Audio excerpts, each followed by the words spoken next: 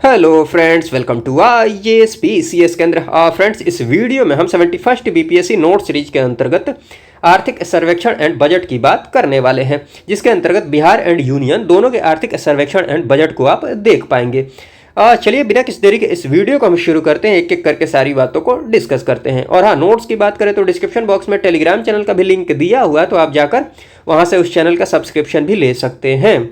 और हाँ, आर्थिक सर्वेक्षण एंड बजट की बात कर लिया तो इसके जो नोट्स हैं आपको फ्री में मिल जाएंगे। देखिए, बिहार आर्थिक सर्वेक्षण की बात कर लिया तो 1 पेज, बिहार बजट की बात कर लिया तो 1 पेज, यूनियन इकोनॉमिक सर्वे की बात कर लिया तो 1 पेज, यूनियन बजट की बात कर लिया तो 1 पेज, एक पेज, कुल 4 पेजेज है, जिसके अंतर्गत पूरा का पूरा जो आर्थिक सर्वेक्षण एंड बजट है बिहार एंड यूनियन की बात कर लिया तो उनको कवर किया हुआ है। तो ये जो नोट्स हैं आपको फ्री वाला जो टेलीग्राम चैनल है डिस्क्रिप्शन बॉक्स में उसका भी लिंक दिया हुआ है, तो वहाँ पर ये मिल जाएंगे। बाकी सब्जेक्ट्स के लिए आपको जो पेड वाला टेलीग्राम चैनल है उसका सब्सक्रिप्शन लेना पड़ेगा, उसका सब्सक्रिप्शन आप ले सकते हैं, डिस्क्रिप्शन बॉक्स में उसका भी लिंक दिया हुआ है। बाकी सब्जेक्ट्स में ध्यान रखिएगा, एक्सेप्ट करंट अफेयर्स को छोड़कर बाकी सारे सब्जेक्ट्स उसमें उपलब्ध हैं, जितने भी सब्जेक्ट्स हैं, ठीक है।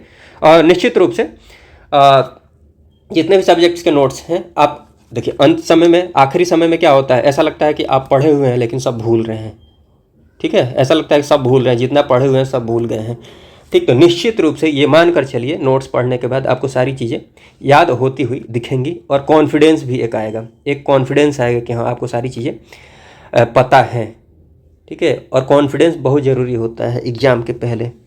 लैक ऑफ कॉन्फिडेंस की वजह से बहुत सारे क्वेश्चंस गलत हो जाते हैं। तो एक तो कॉन्फिडेंस आएगा, और दूसरी बात ये कि कॉम्प्रिहेंसिव ढंग से पूरा का पूरा जो आपका सिलेबस है उसका रिवीजन हो जाएगा, ठीक है। तो वीडियोज भी हैं, मैराथन के रूप में वीडियोज भी हैं, तो वीडियोज देख सकते हैं, और मन करे तो सब्सक्रिप्शन भी ले सकते हैं नोट्स के लिए। चलिए बिना किसी देरी के इस वीडियो को हम शुरू करते हैं, एक एक करके सारी बातों को डिस्कस करते हैं।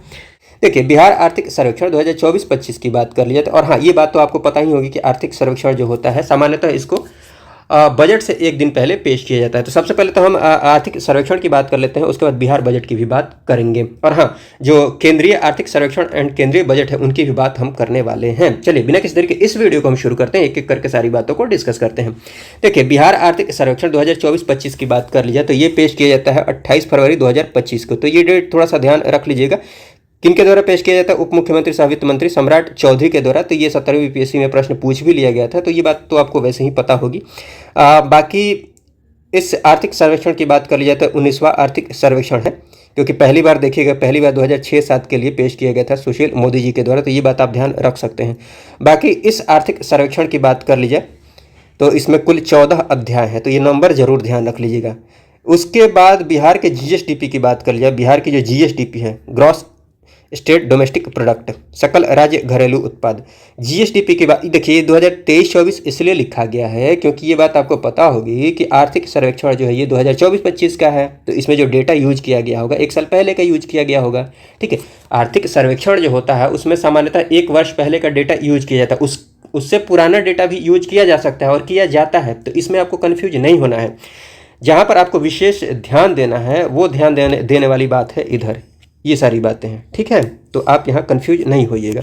तो अगर मैंने कहीं पर नहीं लिखा होगा, जैसे यहाँ नहीं लिखा है, तो आप समझिएगा 2023-24 का ही है। बाकी जो ध्यान देने वाली बात है ये इधर है, ठीक है। यहाँ पर भी 23-24 यहाँ होगा, आप इस बात को समझ पा रहे होंगे। चलिए, चूँकि ये वीडियो रिवीजन के पर्पज़ से बनाया गया है तो ज़्यादा बात नहीं करेंगे। चलिए, तो जीएसडीपी की बात कर लिया तो वर्तमान मूल्य पर देखिए, वर्तमान मूल्य एंड जो स्थिर मूल्य है इसमें थोड़ा सा ये आखिर इसमें अंतर क्या होता है थोड़ा सा समझा देता हूँ, उसके बाद जल्दी से इस वीडियो को हम कंप्लीट कर लेते हैं।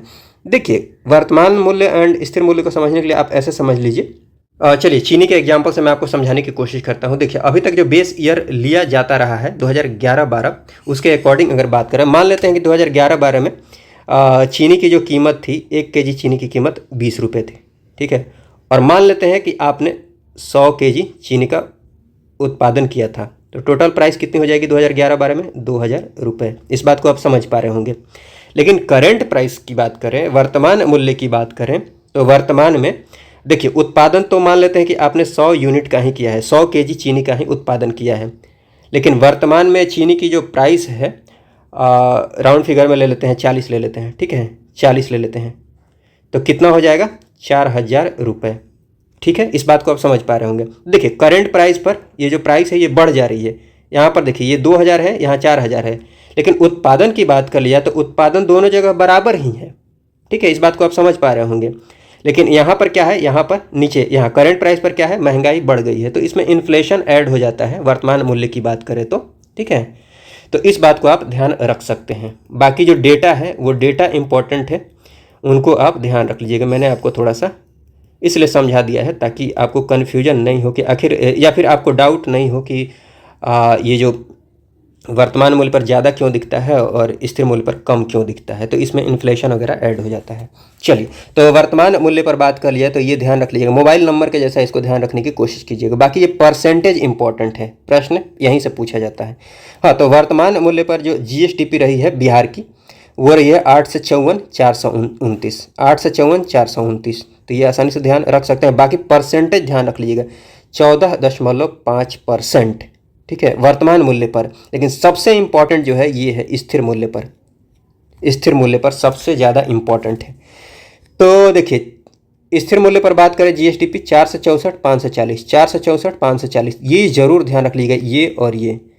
ठीक है, इसमें सबसे इंपॉर्टेंट है ये 9.2% GSDP, 9.2% ध्यान रख लीजिएगा। देश में दूसरी सबसे मतलब ज़्यादा वृद्धि दर वाला राज्य रहा है 2023-24 में बिहार, इस बात को आप ध्यान रख लीजिएगा। पहला कौन सा रहा है, आई थिंक तमिलनाडु रहा है 9.69, शायद इतना ही होगा, आप क्रॉस चेक कर सकते हैं। बाकी देश में जो दूसरी सबसे अधिक आर्थिक वृद्धि रही है, वृद्धि दर की बात कर लिया तो बिहार की रही है, तो ये बात आप ध्यान रख सकते हैं, ये जरूर ध्यान रख लीजिएगा, 9.2%। चलिए, उसके बाद नेट स्टेट डोमेस्टिक प्रोडक्ट की बात कर लिया। देखिए GSDP की बात करें, GDP की बात करें, NDP की बात करें, या फिर राजकोषीय घाटा है, राजस्व घाटा है, प्राथमिक घाटा है, इन सब की बातें हमने इंडियन इकोनॉमी में की है। तो आप प्लीज़ इंडियन इकोनॉमी की जो वीडियो है उसको देख लीजिएगा, तो ये सब कन्फ्यूजन नहीं रहेगा। चलिए, यहाँ पर हम ओनली फैक्ट्स की बात कर लेते हैं जो एग्जाम पर्सपेक्टिव से इंपॉर्टेंट है। देखिए NSDP की बात कर लिया, निवल राज्य घरेलू उत्पाद की बात कर लीजिए, एक मिनट। तो वर्तमान मूल्य पर NSDP क्या रही है, 771,435, 771,435, और स्थिर मूल्य पर 411,359, ये जरूर ध्यान रख लीजिएगा। जिनको हाईलाइट किया है उन पर आप विशेष ध्यान दीजिएगा। उसके बाद देखिए बिहार की जो इकोनॉमी है, अर्थव्यवस्था है, इसकी बात करें तो इसमें जो प्राथमिक क्षेत्र, द्वितीयक क्षेत्र और तृतीयक क्षेत्र की जो हिस्सेदारी रही है, इनकी बात कर लिया तो ये भी बहुत इंपॉर्टेंट है, ध्यान रख लीजिएगा। प्राथमिक क्षेत्र की हिस्सेदारी की बात कर लिया तो 19.9% ध्यान रख लीजिएगा। द्वितीय क्षेत्र की बात कर लिया, सेकेंडरी सेक्टर की बात कर लिया तो 21.5%, और टर्शियरी सेक्टर की बात कर लिया तो 58.6%, जिसमें सेवा क्षेत्र आता है।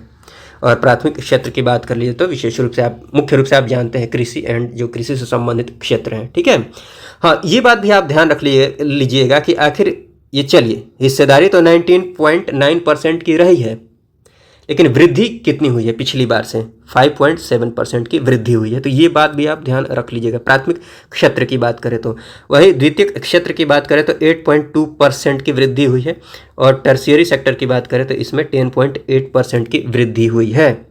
ठीक है, चलिए उसके बाद हाँ, प्रति व्यक्ति आय की बात कर लीजिए, अर्थात प्रति व्यक्ति जो GDP रही है, GSDP रही है बिहार की, इनकी बात करें तो वर्तमान मूल्य पर रही है 66,868, 66,828, 66,868 रुपये। ठीक है, और स्थिर मूल्य पर प्रति व्यक्ति आय क्या रही है, 36,333, 36,333।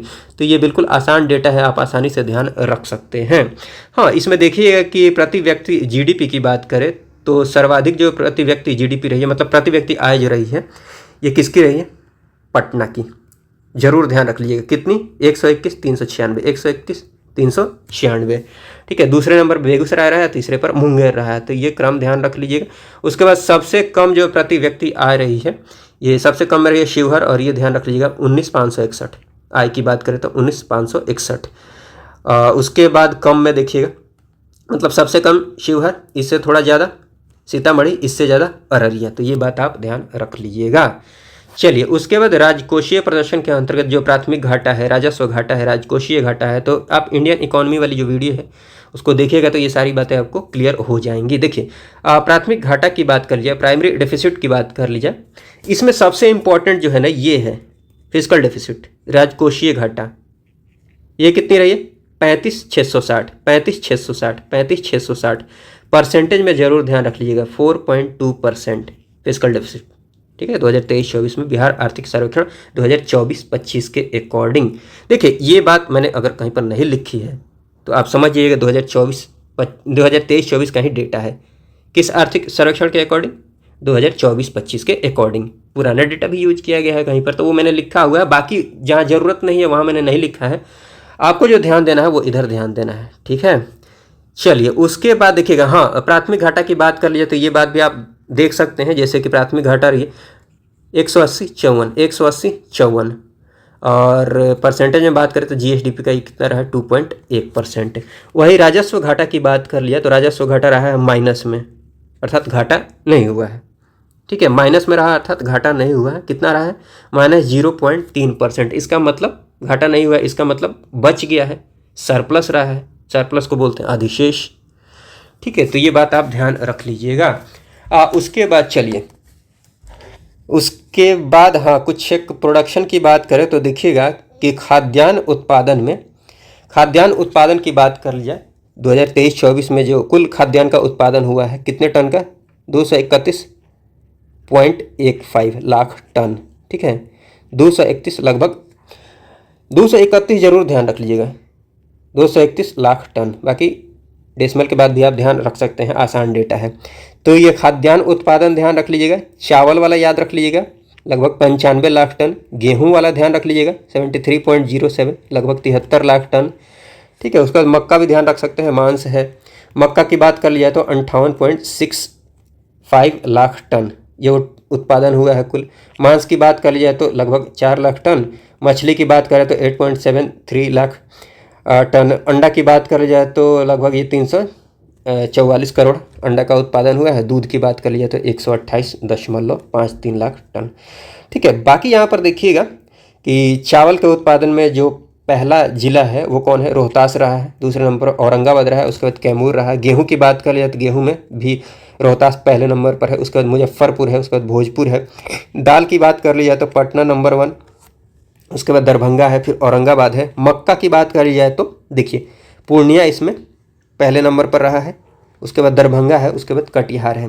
हाँ, वही उत्पादकता की बात कर ली जाए अर्थात 1 हेक्टेयर में सबसे ज़्यादा जो उत्पादन हुआ है जिस अनाज का वो है मक्का। तो ये बात आप ध्यान रख लीजिएगा, प्रति हेक्टेयर सर्वाधिक उत्पादकता वाला जो अनाज है वो कौन रहा है? मक्का रहा है।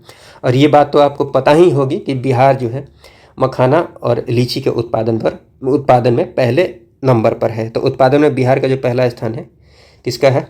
मखाना का भी है, लीची का भी है। मखाना की बात कर ली जाए तो ये भारत में जो कुल मखाना उत्पादन होता है उसका 85% जो मखाना उत्पादन होता है वो कहाँ पर होता है? बिहार में ही होता है। और लीची का उत्पादन 71%, पूरे भारत का 71% बिहार में होता है। तो ये बात आप ध्यान रख सकते हैं, ये ध्यान रख लीजिएगा। उसके बाद देखिएगा कि जो ये बहुत पहले से कृषि कर्मण पुरस्कार मिलते आ रहे हैं, इसमें देखिएगा 5 कृषि कर्मण पुरस्कार अभी तक जो मिले हुए हैं किस किस फसल को? चावल को, गेहूं को एंड मक्का को। ठीक है, तो चावल गेहूं एंड मक्का के लिए अभी तक 5 कृषि कर्मण पुरस्कार मिल चुके हैं।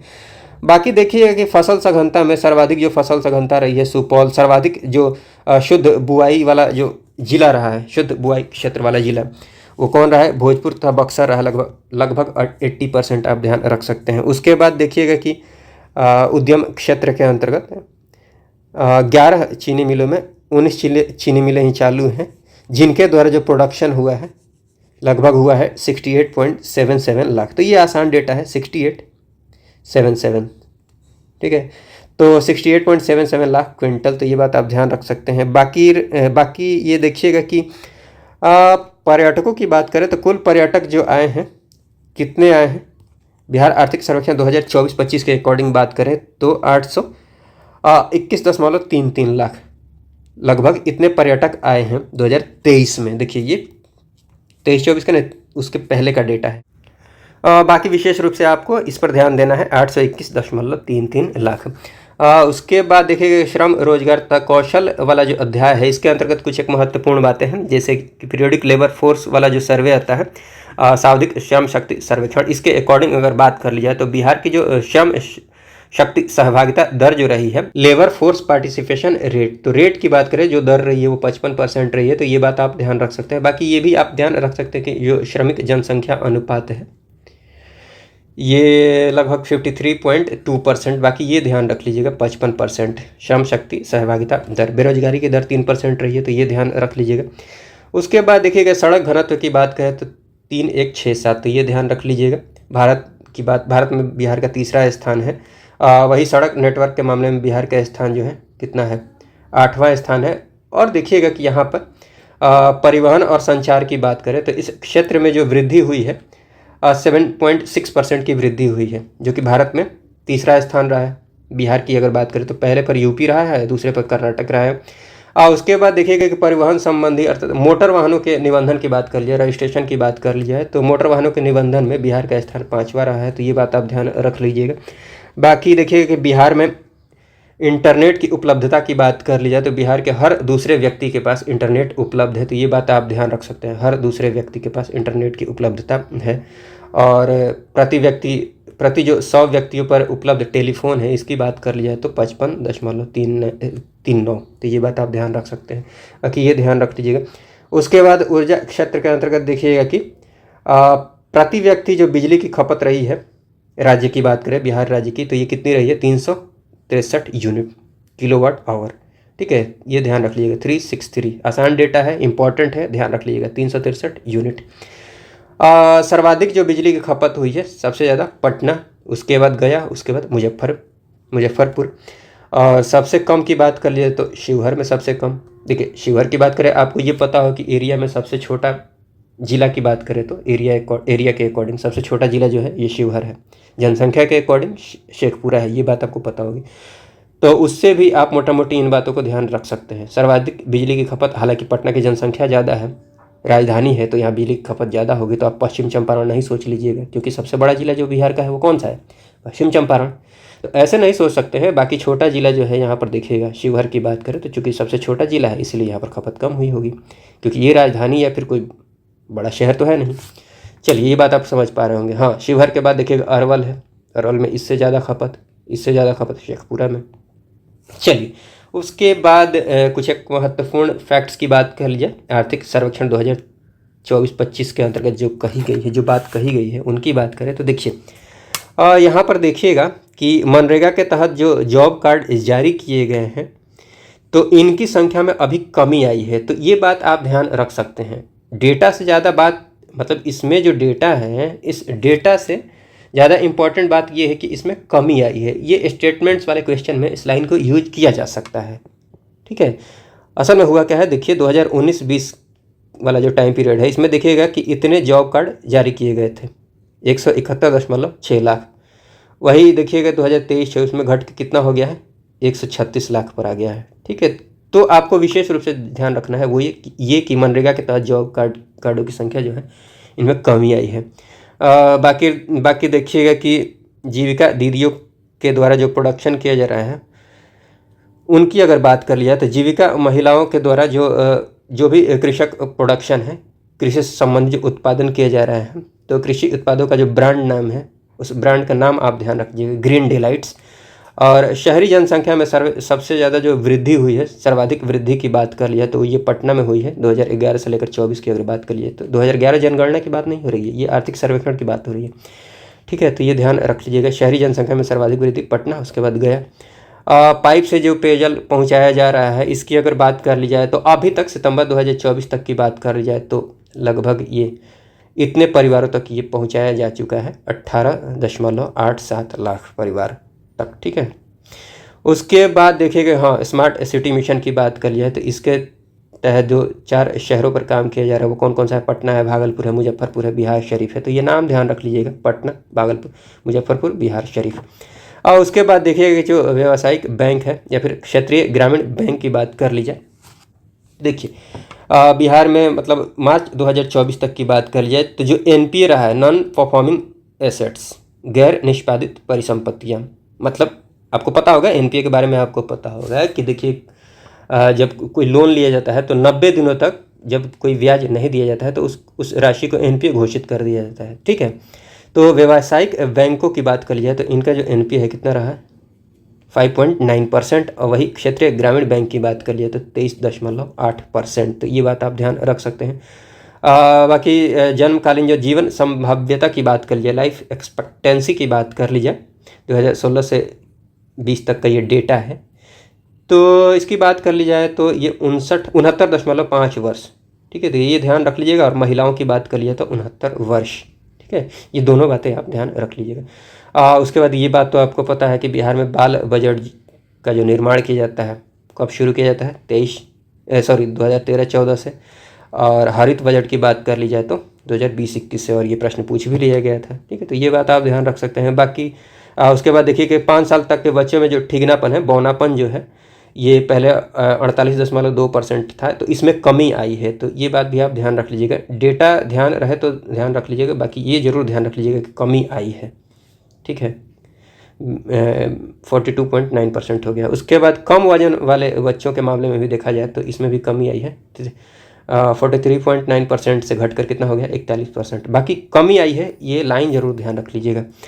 उसके बाद औसत वार्षिक जो वर्षापात होगा, जो वर्षा हुई है, इसकी अगर बात करिए 2011 से 24 तक का डेटा के अकॉर्डिंग ये बिहार आर्थिक सर्वेक्षण 2024-25 में बात कही गई है। तो ये रहा है 1004.6 मिलीमीटर। ठीक है, तो ये आप ध्यान रख लीजिएगा 1004.6 उसके बाद सबसे ज़्यादा जो वर्षा हुई है ये साउथ वेस्ट जो मानसून है, दक्षिण पश्चिम मानसून से हुई है 88%। ये ध्यान रख लीजिएगा, और ये मैंने आपको बता ही दिया है। तो ये सारी बातें हैं बिहार आर्थिक सर्वेक्षण 2024-25 के अंतर्गत। उसके बाद बिहार बजट की बात कर ली जाए तो देखिए बिहार बजट को 3 मार्च 2025 को पेश किया जाता है उप मुख्यमंत्री सह वित्त मंत्री सम्राट चौधरी के द्वारा। बजट के आकार की बात कर ली जाए तो ये डेटा याद रख लीजिएगा 316,895 करोड़। ठीक है, मतलब लगभग हो जाएगा 3.17 अप्रॉक्स। ठीक है, 3.17 लाख करोड़। ये डेटा ज़रूर ध्यान रख लीजिएगा ये। ठीक, अब उसके बाद बात कर ली जाए, यहाँ पर देखिए ये भी आप ध्यान रख सकते हैं। जैसे पिछली बार देखिएगा, पिछली बार जो बजट था, बजट का आकार था 278,725, मतलब 2,78,725.72 करोड़। ठीक है, 278,725। तो ये आपको याद नहीं रखना है, आपको ये ध्यान रखना है कि पिछली बार से इतना अधिक है इस बार का बजट। कितना है ये 38,169। डेसिमल के बाद वाला भी आप ध्यान रख सकते हैं, लेकिन डेसिमल के पहले वाला आप ज़रूर ध्यान रखिएगा। 38,169 मतलब 38,169। ठीक है, करोड़, 38,169 करोड़। ठीक, ये कितना परसेंटेज में अगर देखा जाए तो कितना परसेंट अधिक है पिछली बार से 13.69% अधिक है। और ये तो आप समझ ही रहे हैं कि अब तक का सबसे बड़ा बजट होगा ये। इसके अलावा हाँ, ये ध्यान रख लीजिएगा, ये आकार ध्यान रख लीजिएगा कितना अधिक है, ये ध्यान रख लीजिएगा। उसके बाद जीडीपी की बात कर लीजिए, जीएसडीपी की बात कर लीजिए, तो वर्तमान मूल्य पर जीएसडीपी का अनुमान जो है ये कितने परसेंट का है 22% का है। तो ये ध्यान रख लीजिएगा 2025-26 के लिए। और लगभग ये कितना हो जाता है 10.97 लाख करोड़ होगा। ठीक है, तो ये ध्यान रख सकते हैं। बाकी ये परसेंट में ज़रूर ध्यान रख लीजिएगा। उसके बाद हाँ, प्राप्ति की बात कर लीजिए कि प्राप्तियों के अंतर्गत मतलब राजस्व प्राप्तियाँ कितनी होंगी या फिर पूंजीगत प्राप्तियाँ कितनी होगी, इनकी अगर बात कर लीजिए तो ये बहुत इंपॉर्टेंट तो नहीं है, लेकिन मोटा मोटी आप ध्यान रख लीजिएगा। जैसे कुल प्राप्तियों की बात कर लीजिए तो वही आप मोटा मोटी ये ध्यान रख लीजिए 3.17 लाख करोड़। ठीक है, इसके अंतर्गत राजस्व प्राप्तियों की बात कर लीजिए तो ये आपको राजस्व प्राप्तियाँ होंगी लगभग ये 2,60,831 करोड़, मतलब 2.6 लाख आप समझ लीजिए। ठीक है, इतना लाख, परसेंट में लगभग ये हो जाएगा 80% के आसपास। ठीक है, 82%। वही पूंजीगत प्राप्तियों की बात कर लीजिए तो ये 56,000, बाकी जो बच गए वो पूंजीगत प्राप्तियाँ हो जाएंगी 56,263, लगभग 56,000 आप ध्यान रख लीजिएगा। परसेंटेज में लगभग ये 18% हो जाता है। ठीक है, खर्च की बात कर लीजिए तो ये पूरे एग्जैक्ट डेटा ये है बजट का 316,895.02 करोड़। ठीक है, ऊपर जो ये लिखा हुआ है। ठीक, तो खर्च के अनुमान की बात कर ली जाए तो देखिए यहाँ पर राजस्व व्यय की बात कर लीजिए। राजस्व पर जो व्यय होगा वो होगा 2,52,000। तो 2.52 आप ध्यान रखेंगे तो काम चल जाएगा। परसेंटेज में लगभग 80% है। ठीक है, और पूंजीगत व्यय की बात कर लीजिए तो ये 64,895, तो ये लगभग 20% के आसपास है। ठीक, तो मोटा मोटी आप ध्यान रखेंगे तो ऑप्शन देखकर आपको ये बातें याद आ जाएंगी, अगर इससे संबंधित अगर कोई प्रश्न पूछा जाता है तो। ठीक, बाकी इम्पॉर्टेंट बात की बात कर ली जाए तो ये इम्पॉर्टेंट है, अनुमानित जो राजकोषीय घाटा है ये है 2.98% जीडीपी का। ठीक है, 32,718, लेकिन ये परसेंट में आप जरूर ध्यान रख लीजिएगा। 2025-26 का जो अनुमानित राजकोषीय घाटा है, ठीक है, 2.98%। और राजस्व घाटा की बात कर ली जाए, अनुमानित राजस्व घाटा की बात कर लिए तो यहाँ पर घाटा नहीं हो रहा है, अनुमान ऐसा है कि सरप्लस होगा। मतलब सरप्लस का मतलब आप समझते हैं कि जितना आपके पास पैसा आ रहा है उससे कम खर्च हो रहा है। ठीक है, मतलब आपके पास बच जा रहा है। ठीक है, तो सरप्लस की बात कर लिया तो 0.8% ये ध्यान रख सकते हैं, 8,831 करोड़। एक ये परसेंट में ज़रूर ध्यान रख लीजिएगा, ये भी ध्यान रख सकते हैं इस डेटा को, 8831। और उसके बाद बात कर लिया है कि आखिर जो बिहार का राजस्व है उसमें रुपया कहाँ से आता है, किस क्षेत्र से कितना आता है। तो जो मुख्य रूप से 3 क्षेत्र हैं उनको मैंने मेंशन किया हुआ है जो प्रमुख क्षेत्र हैं। जैसे केंद्रीय करों की बात कर लिया तो केंद्रीय करों से जो पैसा आता है उसकी अगर बात कर लीजिए तो बिहार के राजस्व में 43.68% योगदान है। ठीक है, केंद्रीय करों का लगभग 44%। और राज्य का जो अपना राजस्व है उसकी बात कर लिया तो लगभग 19%, मतलब 18.77। ये तो इजीली आप ध्यान रख सकते हैं, 1877। और केंद्र के द्वारा अन्य कोई ग्रांट दिया जाता है राज्य को, मतलब बिहार की बात कर लीजिए, अन्य कोई सहायता अनुदान दी जाता है तो उसमें जो हिस्सा है बिहार के राजस्व में, उसका जो हिस्सा है वो है 17.21%। ठीक है, तो मोटा मोटी ये ध्यान रख लीजिएगा। और खर्च कहाँ पर होता है, तो खर्च सामाजिक सेवाओं पर सबसे अधिक होता है। तो ये सब बातें आप देख लीजिएगा, मैं वैसे ये नोट्स आपको प्रोवाइड कर दूंगा, रिवीजन करते रहिएगा। ठीक है, सामान्य सेवाओं पर लगभग 29%, 28.94%, आर्थिक सेवाओं पर 23.58। ठीक है, बाकी ये जो राजकोषीय घाटा है, राजस्व घाटा है, प्राथमिक घाटा है, ठीक, तो ये सारी चीज़ें हैं। मैंने एक अलग से जो इंडियन इकोनॉमी है उसमें ये सारी चीज़ें मैंने एक्सप्लेन की हुई हैं, तो उस वीडियो को देख लीजिएगा। वो छोटा सा वीडियो है, मैराथन के नाम से एक वीडियो है, लगभग 1 घंटा कुछ मिनट का है। तो उसमें जितने भी स्टैटिक टॉपिक्स हैं ना अर्थव्यवस्था के अंतर्गत, वो सारी चीज़ें उसमें कवर की गई हैं जो एग्जाम पर्सपेक्टिव से इंपॉर्टेंट है। ठीक है, तो वहाँ पर ये सारी भी चीज़ें आपके कवर हो जाएंगी और बाकी पूरा इंडियन इकोनॉमी भी कंप्लीट हो जाएगा वहाँ से, जहाँ से प्रश्न पूछे जाते हैं एग्जाम में, बीपीएससी की बात कर ली जाए तो। उसके बाद हाँ, प्रमुख आवंटन में देखिएगा सबसे ज़्यादा जो आवंटन किया गया है इस 2025-26 बजट की बात कर लिया, बिहार बजट की बात कर ली जाए तो सबसे ज़्यादा जो एलोकेट किया गया है वो किया गया है शिक्षा विभाग को, 60,964, 60,964, ऐसे याद रख लीजिए, 60,964, 60,964। डेसिमल के भी बाद आप ध्यान रख सकते हैं, बाकी डेसिमल के पहले वाला जरूर ध्यान रख लीजिए, 60,964। परसेंटेज में कितना हो जाएगा, 19.24%। मतलब सबसे ज़्यादा जो बजट का एलोकेशन हुआ है, सबसे ज़्यादा अमाउंट वो किसको हुआ है, शिक्षा विभाग को, तो ये ज़रूर ध्यान रख लीजिएगा। उसके बाद आता है नंबर स्वास्थ्य विभाग का, तो ये क्रम से आप बाकी ध्यान रख लीजिएगा, लेकिन सबसे ज़्यादा जो एलोकेट किया गया है वो किया गया शिक्षा विभाग को, 19.24%, सबसे अधिक। ठीक है, स्वास्थ्य विभाग की बात कर ली जाए तो ये लगभग 6.42% है, ये 20,335 करोड़। ग्रामीण कार्य एवं पथ निर्माण की बात कर ली जाए इसके अंतर्गत देखिएगा 17,908 है, मतलब 5.65% हो जाएगा कुल जो राजस्व व्यय है उसका। ठीक है, उसके बाद देखिएगा यहाँ पर, उसके बाद गृह विभाग का नंबर आता है, उसके बाद ग्रामीण विकास विभाग है, उसके बाद ऊर्जा विभाग है। तो क्रम से सजाने को अगर देता है तो वहाँ पर आपको ये काम आ जाएगा। बाकी सबसे ज़्यादा जो आवंटन किया गया है वो शिक्षा विभाग को किया गया है, तो ये बात आप जरूर ध्यान रख लीजिएगा। और दूसरे नंबर पर जो किया गया है इसको ध्यान रख लीजिएगा। ठीक है, डेटा में अगर बात कर लीजिए तो ये दोनों डेटा। अब ऊर्जा विभाग एक अलग से आप ध्यान रख लीजिएगा, ऊर्जा विभाग को अलग से, ये डेटा ये और ये, ठीक है, ये 13,484 और ये 4.26%। उसके अलावा देखिएगा 7 निश्चय 2 जो है इसके लिए जो आवंटन किया गया है ये इंपॉर्टेंट है, ध्यान रख लीजिएगा, 5,972 करोड़, 5,972 करोड़। उसके बाद देखिएगा कि जो अन्य जो महत्वपूर्ण तथ्य हैं बिहार बजट 2025-26 के अंतर्गत, बिहार बजट 2025-26 के अंतर्गत कौन कौन सी बातें और कही गई हैं, इनकी अगर बात कर ली जाए तो देखिएगा कि सुधा के तर्ज पर सभी प्रखंडों में सरकारी, ये वाला तरकारी सुधा, ये नाम ध्यान रख लीजिएगा, और कहाँ पर, सभी प्रखंडों में, इस पर ध्यान दीजिएगा।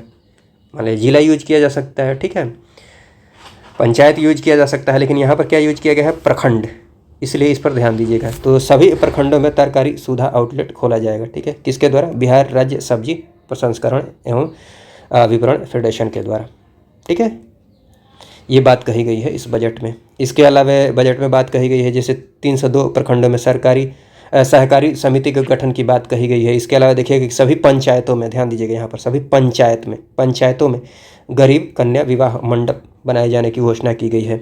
इसके अलावा देखिए चलंत जो व्यायामशाला है, जिम ऑन व्हील्स, ठीक है, तो इसकी शुरुआत की जाएगी पटना में, और जो इसमें ट्रेनिंग देने वाला होगा वो महिला होगी, ये बात ध्यान रख लीजिएगा, महिलाओं के लिए है।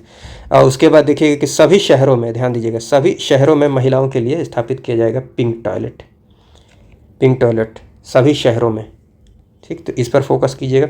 उसके बाद देखिएगा कि गुड़ के लिए सेंटर ऑफ एक्सीलेंस की स्थापना की बात कही गई है, कहाँ पर, समस्तीपुर के पूसा में, तो ये ध्यान रख लीजिएगा। उसके बाद कैंसर अस्पताल के निर्माण की बात कही गई है बेगूसराय में। उसके बाद देखिएगा कि प्रमुख शहरों में, जो भी प्रमुख शहर है, जैसे पटना हो गया, मुजफ्फरपुर, गया, ये सब, तो प्रमुख शहरों में महिलाओं के लिए पिंक बस चलाने की बात कही गई है, ठीक है। उसके बाद बिहार ग्रीन डेवलपमेंट फंड की स्थापना की बात कही गई है इस बजट में। उसके बाद देखिए कि इस बजट में ये बात कही गई है, और आप जानते भी होंगे, पूर्णिया में हवाई अड्डे का निर्माण किया जा रहा है। इसके अलावे हवाई अड्डों को विकसित किया जाएगा, कहाँ पर, राजगीर, उसके बाद भागलपुर के सुल्तानगंज में, रक्सौल पूर्वी चंपारण में पड़ता है, ठीक है, तो रक्सौल में, तो ये ध्यान रख लीजिएगा आप। उसके बाद hybrid Doppler weather radar network की बात कर लिया, तो इसकी स्थापना की बात कहाँ पर कही गई है, कहाँ पर की जाएगी, वेस्ट चंपारण एंड भागलपुर में, ठीक है, ये नाम से ही पता चल रहा है, वेदर से संबंधित है, मौसम जानकारी से संबंधित। तो पश्चिम चंपारण ध्यान रख लीजिएगा एंड भागलपुर ध्यान रख लीजिएगा, hybrid Doppler weather radar network. इसके अलावा पान के लिए सेंटर ऑफ एक्सीलेंस की बात कर लीजिए तो टनकुम्पा गया में, और ये बिंदुपुर नहीं होगा, विदुपुर होगा, ठीक है, विदुपुर वैशाली में। उसके बाद देखिएगा, ये देख लीजिए, कुंड घाट जलाशय योजना की बात कर लिया, इसकी बात कही गई है, इस योजना को क्रियान्वित किया जाएगा, इसको कंप्लीट किया जाएगा। ये इस योजना को आप ध्यान रख लीजिएगा, किस नदी पर, बहुआर नदी, जो कि जमुई के सिकंदरा में पड़ती है, बहुआर नदी, इस पर इस कुंड घाट जलाशय योजना की बात कही गई है, ठीक। उसके बाद मधुबन जलाशय की बात कर ली जाए तो बिहार शरीफ में।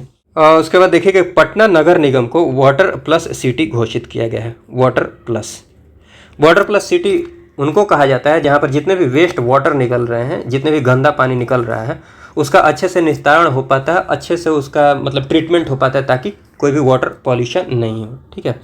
तो वाटर प्लस सिटी घोषित किया गया है पटना नगर निगम को। वही कृषि एवं पशु अपशिष्ट जो होते हैं, कृषि से संबंधित जो भी अपशिष्ट है या फिर पशु से संबंधित जो भी अपशिष्ट है, जैसे गोबर हो गया, ठीक, तो इसके निपटान हेतु जिला स्तर पर, ठीक है, ये ध्यान रख लीजिएगा, जिला स्तर पर गोवर्धन योजना की बात कही गई है। इसके अलावा देखिएगा कि जो HPV की वजह से, HPV full form human papilloma virus, ये जरूर ध्यान रख लीजिएगा, इसकी वजह से महिलाओं में जो कैंसर हो रहा है, इसके बचाव हेतु मुख्यमंत्री बालिका कैंसर प्रतिरक्षा योजना की बात कही गई है। 9 से 14 आयु वर्ग की जो महिला बालिकाएं हैं वो इसमें शामिल होती हैं, ठीक है, तो ये बात आप ध्यान रख लीजिएगा, मुख्यमंत्री बालिका कैंसर प्रतिरक्षण योजना। इसके बाद ये देख लीजिए कि आयुष्मान कार्ड निर्माण में बिहार का स्थान तीसरा रहा है, ठीक है। बिहार को इमर्जिंग स्टेट इन स्पोर्ट्स की बात कर लिया, इसके अंतर्गत देखिएगा सम्मान मिला हुआ है, किसके द्वारा, फिक्की के द्वारा। उसके बाद काशी विश्वनाथ कॉरिडोर की तर्ज पर देखिएगा, यहाँ पर जो सोनपुर में आप देख रहे हैं, ये बाबा हरिहरनाथ मंदिर वाला जो क्षेत्र है, इसको विकसित किया जाएगा काशी कॉरिडोर की तर्ज पर, ठीक है, सोनपुर में बाबा हरिहरनाथ मंदिर का जो क्षेत्र है, इसको विकसित किया जाएगा, ठीक। उसके बाद देखिएगा कि Karamchat eco tourism and adventure hub की बात कर लिया, ये कहाँ पर है, कैमूर में इसकी स्थापना की बात कही गई है। और उसके बाद मौसम विज्ञान केंद्र की बात कही गई है, भागलपुर में इसकी स्थापना होगी। उसके बाद नए चिकित्सा केंद्रों की बात कर ली जाए तो कुल 109 चिकित्सा केंद्रों का निर्माण किया जाएगा। उसके बाद देखिएगा सहारा नाम से वृद्धाश्रम, ठीक है, सहारा नाम से वृद्धाश्रम, ये ध्यान रख लीजिएगा, वृद्धाश्रम 6 जिलों में, 6 जिलों में इसका निर्माण कराया जाएगा। पटना, 6 जिला कौन कौन से, 6 जिले कौन कौन से हैं? पटना है, पूर्णिया है, भागलपुर है, रोहतास है, गया है, पश्चिम चंपारण है। ठीक, तो ये जिला का नाम जरूर ध्यान रख लीजिएगा। 6 जिलों में वृद्धाश्रम सहारा नाम से, ठीक है, सहारा। उसके बाद देखिएगा कि रिजर्व बैंक ऑफ इंडिया की तरफ से, आरबीआई की तरफ से सर्टिफिकेट ऑफ मेरिट सम्मान प्रदान किया गया है मिथिला चित्रकला संस्थान को, तो ये ध्यान रख लीजिएगा। इसके अलावा देखिएगा कि जो मुंगेर है, मुंगेर में बिहार वानिकी कॉलेज एवं अनुसंधान संस्थान की स्थापना की बात कही गई है, ये इंपॉर्टेंट है, ध्यान रख लीजिएगा। वानिकी कॉलेज एंड अनुसंधान संस्थान मुंगेर, ठीक है। उसके बाद देखिए कि हाँ, जल जीवन हरियाली मिशन की सराहना की गई है जो COP28 हुआ था दुबई में, तो ये तो बहुत पहले की बात हो जा रही है। बाकी मल्टी मॉडल लॉजिस्टिक पार्क की बात कही गई है, फतुहा, जैतिया फतुहा, ठीक, तो ये ध्यान रख लीजिएगा। यहाँ पर इसके निर्माण की बात कही गई है, मल्टी मॉडल लॉजिस्टिक पार्क की, जैतिया फतुहा। औद्योगिक पार्क की बात कर ली जाए तो गया का डोभी में, ठीक है। और इसके अलावा जो 4th राष्ट्रीय जल पुरस्कार 2022 की बात कर ली जाए तो सर्वश्रेष्ठ राज्यों की श्रेणी में बिहार का स्थान 3रा रहा था। तो ये सारी जो प्रमुख बातें हैं जो बिहार बजट 2025-26 के अंतर्गत कही गई है, तो इनको आप ध्यान रख लीजिएगा।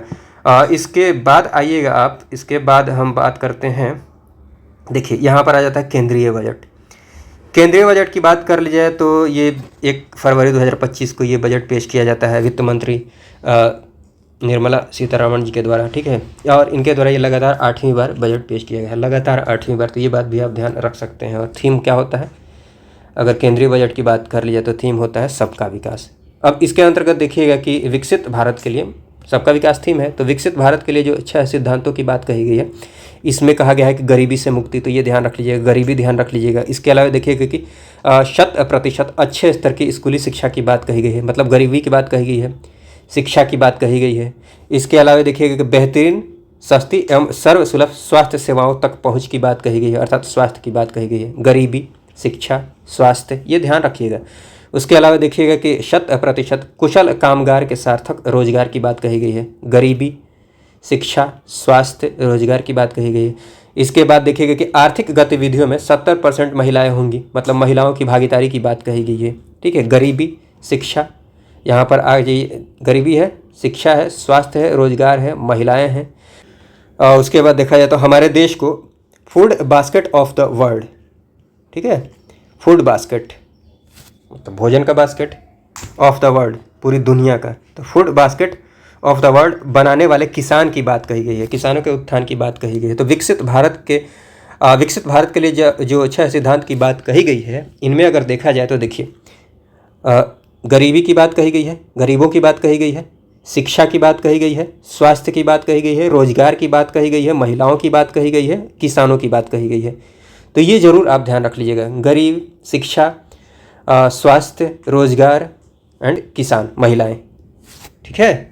उसके बाद देखिएगा बजट के आकार की बात कर ली जाए, देखिए बजट के आकार की बात कर ली जाए तो ये है 50,65,345, मतलब 50, जैसे आप मन करें मोबाइल नंबर जैसे आप इसको ध्यान रख सकते हैं, ऐसे 50,65,345, 50,65,345, या फिर रफली आप ऐसे ध्यान रख सकते हैं 50.65 लाख करोड़। बाकी प्राप्ति की बात कर लिया जाए, कुल प्राप्तियों का जो अनुमान है, राजस्व प्राप्तियों की बात कर लिया जाए, इसमें लगभग 34 लाख करोड़ रुपए, ठीक है। और पूंजीगत प्राप्तियों की बात कर लिया तो लगभग 16 लाख करोड़ रुपए। उसके बाद कुल खर्च की बात कर लिया तो खर्च में देखिएगा कि राजस्व खर्च कुल 39 लाख करोड़ की बात कही गई है, और पूंजीगत खर्च की बात कर लिया तो माइनस कर दीजिए 50 में से 39 माइनस कीजिएगा तो 11 हो जाएगा। वैसे ही यहाँ पर भी 34 अगर याद है तो ये भी याद है, ठीक। इसके अलावा राजकोषीय घाटा की बात कर ली जाए तो 2025-26 के लिए राजकोषीय घाटे का जो अनुमान लगाया गया है जीडीपी का 4.4%, तो ये ध्यान रख लीजिएगा। रुपया आखिर में देखा जाए कि कहाँ से आता है, तो जो उधार है या फिर अन्य जो देयताएं हैं, इनसे सबसे ज़्यादा पैसा आता है, तो ये आप ध्यान रख लीजिएगा। उधार और अन्य देयताएं 24%, ठीक है। तो उधार आप जरूर ध्यान रख लीजिएगा 24%, इनकम टैक्स से उसके बाद 22%, जीएसटी और जो अन्य कर है यहाँ से 18%, ठीक है। तो 3 आप ध्यान रख सकते हैं, बाकी 3 भी नहीं ध्यान रखना है, एक ही आप ध्यान रख लीजिए तो काम हो जाएगा। उसके बाद रुपया आखिर में जाता कहाँ पर है, तो जो मुख्य यहाँ पर देख लीजिए, जो भी कर या फिर शुल्क है जिसमें राज्यों का हिस्सा है, तो राज्यों का जो हिस्सा है उसमें सबसे ज़्यादा जाता है, लगभग 22%।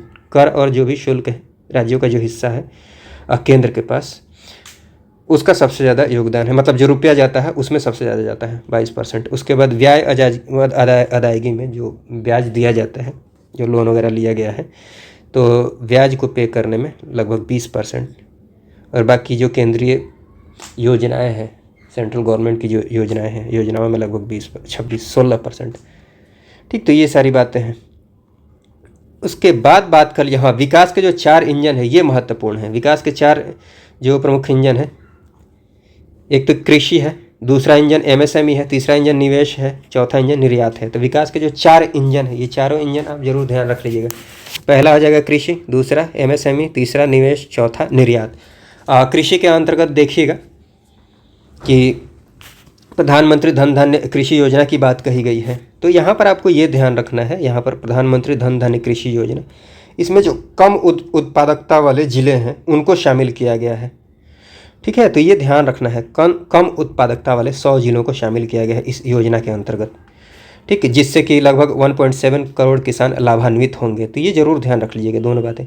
इसके बाद दलहन में आत्मनिर्भरता की बात कही गई है, जिसमें जो मुख्य फोकस होगा वो किस पर होगा, तूर पर। ठीक है, तूर अर्थात अरहर, उड़द पर एंड मसूर पर। तूर, उड़द, मसूर, ये जरूर ध्यान रख लीजिएगा। 6 वर्षीय ये मिशन होगा। दलहन में जो आत्मनिर्भरता की बात कही गई है, 6 वर्षीय मिशन है, तो ये बात आप ध्यान रख सकते हैं। उसके अलावा कपास उत्पादकता की बात कही गई, मतलब कपास के उत्पादन से संबंधित मिशन की बात कही गई है। 5 वर्षीय ये मिशन है, जिसके अंतर्गत लंबे रेशे वाले जो बीज है ना कपास के, उसके उत्पादन की बात कही गई है, लंबे रेशे वाले। ठीक है, तो ये बात आप ध्यान रख सकते हैं। बिहार में मखाना बोर्ड की स्थापना की बात कही गई है इस बजट के अंतर्गत। ठीक है, उसके बाद देखिएगा असम के नामरूप में यूरिया संयंत्र स्थापित करने की बात कही गई है, जिसकी क्षमता होगी लगभग 12.7 लाख मीट्रिक टन। ठीक है, उत्पादन क्षमता, वार्षिक उत्पादन क्षमता है ये 12.7 लाख मीट्रिक टन।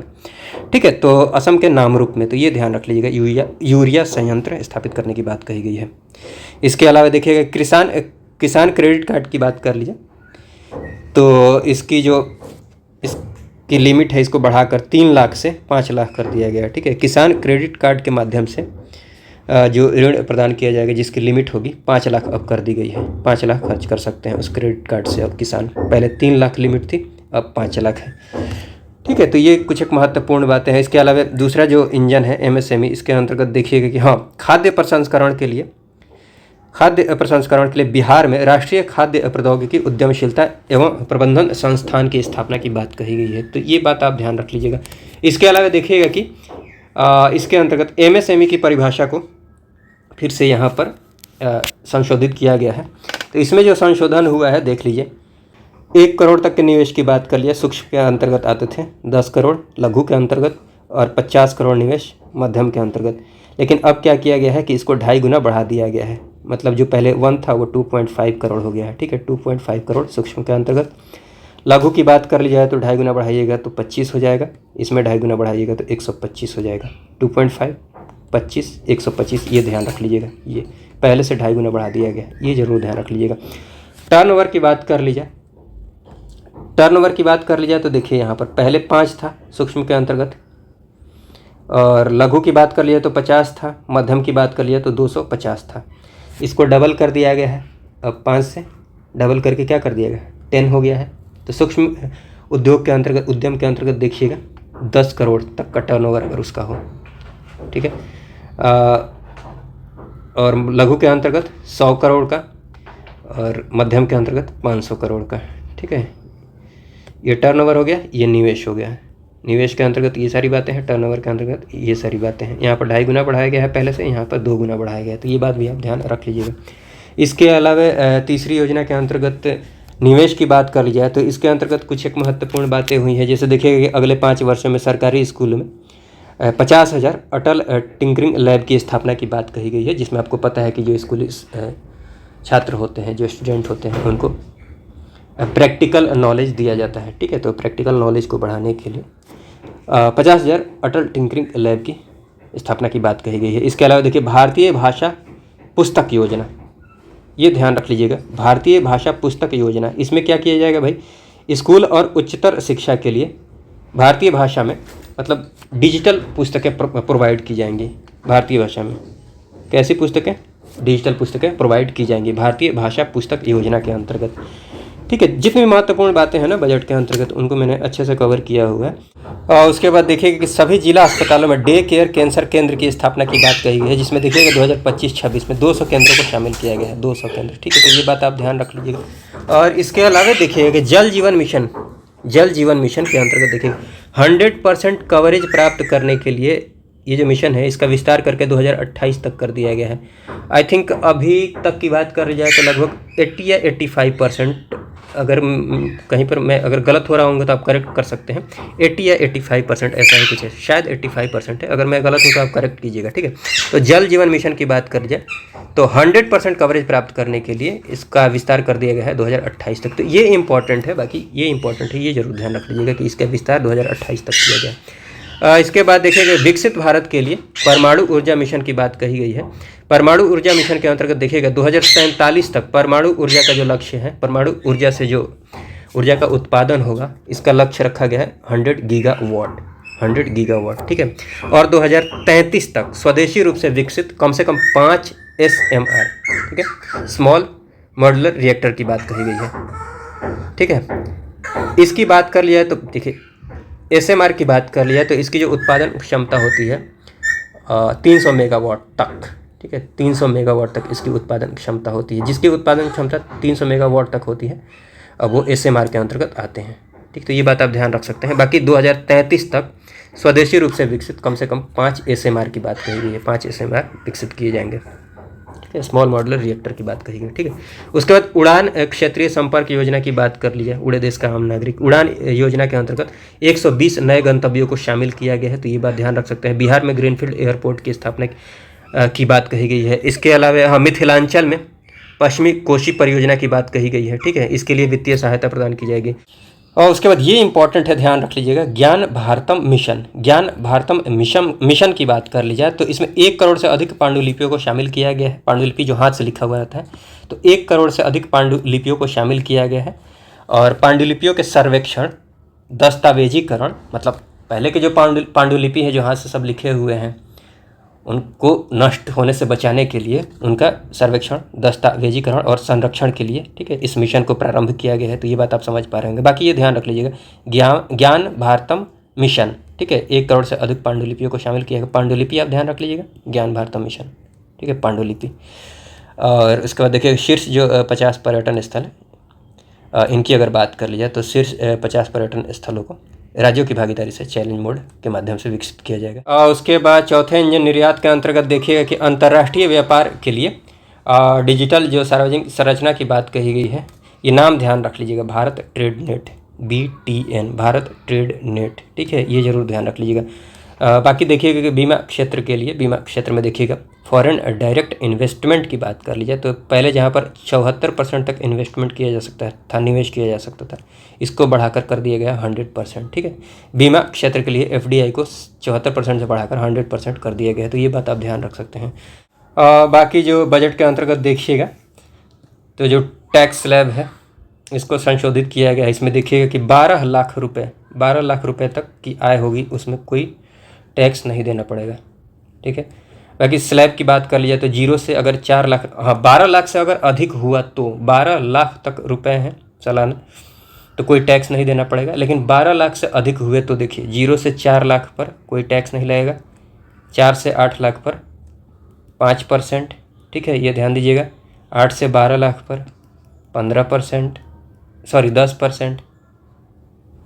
या फिर 12 से 16 लाख के लिए 15%। यहाँ पर कुछ नहीं, यहाँ 4 बढ़ाते जाइए तो ये 5 बढ़ते जाएगा, ऐसे ध्यान रख लीजिए। यहाँ 4 बढ़ रहा है, यहाँ 4 बढ़ रहा है, यहाँ 4 बढ़ रहा है, तो 5 बढ़ रहा है। ठीक है, तो ऐसे ही लास्ट में जाइएगा, देखिएगा 16 से 20 लाख के लिए 20%, फिर है 20 से 24 के लिए 25%, और 24 लाख से अगर अधिक होता है तो 30%। ठीक है, हाँ 12 लाख तक है तो कोई टैक्स नहीं लगेगा, लेकिन 12 लाख से अगर अधिक है तो ये स्लैब लगेंगे। 0 से 4 जो अमाउंट होगा आपके पास उस पर कोई टैक्स नहीं, 4 से 8 जो होगा उस पर 5%, 8 से जो 12 होगा उस पर 10% और 12 से आगे मान लीजिए आपके पास 13 है तो 12 से आगे जो भी रुपए हैं आपके पास 1 लाख है तो 1 लाख जो रुपया है ना उस पर कितना लगेगा 5, 10, 15%। ठीक है, आप मेरी बात को समझ पा रहे होंगे। अगर 12 लाख तक है तो कोई टैक्स नहीं, लेकिन 12 लाख से अगर ज़्यादा है तो 0 से 4 वाला जो अमाउंट है आपका उस पर कोई टैक्स नहीं लगेगा। 4 से 8 वाला जो अमाउंट है उस पर टैक्स लगेगा 5%। 8 से 12 वाला पर 10%। उसके आगे जो है आप मेरी बातों को समझ पा रहे होंगे, उसके अकॉर्डिंग जो स्लैब दिया हुआ है टैक्स लगेगा। ठीक है, बाकी देखिएगा कि 36 जो जीवन रक्षक औषधियाँ हैं इनको सीमा शुल्क से मुक्त कर दिया गया है, पूरी तरह से छूट प्रदान की गई है। 36 ये नंबर ध्यान रख लीजिएगा। 36 जीवन रक्षक औषधियों को बुनियादी जो सीमा शुल्क है इससे पूर्णतः छूट प्रदान की गई है। इसके अलावा देखिएगा बजट की बात करें तो बजट में सबसे ज़्यादा जो आवंटन किया गया है, केंद्रीय बजट की बात कर रही है तो रक्षा विभाग को। ठीक है, तो ये ध्यान रख लीजिएगा कितना 491,732 करोड़ सबसे ज़्यादा रक्षा को। ठीक है, ये बात आप ज़रूर ध्यान रख लीजिएगा। और उसके बाद बात कर लिया, उसके बाद देखिए ग्रामीण विकास को एलोकेट किया गया है। फिर कृषि एवं कृषि से संबंधित जो भी क्रियाकलाप हैं, ठीक है, उसको आवंटित किया गया। उसके बाद शिक्षा की बात आई है। ठीक है, यहाँ पर मैंने लिख भी दिया है सबसे ज़्यादा रक्षा, उसके बाद ग्रामीण विकास, कृषि, शिक्षा, स्वास्थ्य। शिक्षा का ये डेटा आप ध्यान रख सकते हैं 128,650 करोड़। बाकी एक क्रम ध्यान रख लीजिएगा। और उसके बाद कुछ एक हाँ आखिर योजनाओं पर जो खर्च किया गया है, खर्च करने की जो बात कही गई है, इसमें देखिएगा कि सबसे ज़्यादा जो आवंटन किया गया है योजनाओं पर वो किया गया है प्रधानमंत्री गरीब कल्याण अन्न योजना को। ठीक है, 203,000 मतलब कितना हो जाएगा, 2,30,000 करोड़। ठीक है, 2,30,000 करोड़। ये मोबाइल नंबर जैसे ध्यान रख लीजिए 203,000। इसके अलावा मनरेगा की बात कर जाए तो मनरेगा को आवंटित किया गया है 86,000 करोड़। ठीक है, जल जीवन मिशन की बात कर लिया तो 67,000 करोड़ रुपए। तो ये सारी बातें हैं, ये ध्यान रख लीजिएगा। और इसके बाद आ जाती है बात केंद्रीय आर्थिक सर्वेक्षण की। तो केंद्रीय आर्थिक सर्वेक्षण की बात कर ली जाए तो ये सारी चीज़ें आप देख लीजिएगा, बहुत आसानी से आप समझ सकते हैं ये सारी बातें। मैं ये जो नोट्स हैं, नोट्स को जो फ्री वाला टेलीग्राम चैनल है वहाँ पर भी प्रोवाइड कर दूँगा। और बाकी जितने भी सब्जेक्ट्स हैं, बाकी सभी सब्जेक्ट्स के लिए आप जो पेड वाला टेलीग्राम चैनल है उसका सब्सक्रिप्शन ले सकते हैं। ठीक है, चलिए देखिए ये है, आप स्क्रीनशॉट भी ले सकते हैं अगर आप ये, हालांकि ये मैं आपको नोट्स फ्री में ही प्रोवाइड करूँगा। ये वाला यहाँ पर जगह भी है, आपको मन है कुछ और लिखने का तो लिख सकते हैं। चलिए, इस वीडियो को देखने के लिए आपका बहुत बहुत धन्यवाद। जय हिंद, जय भारत।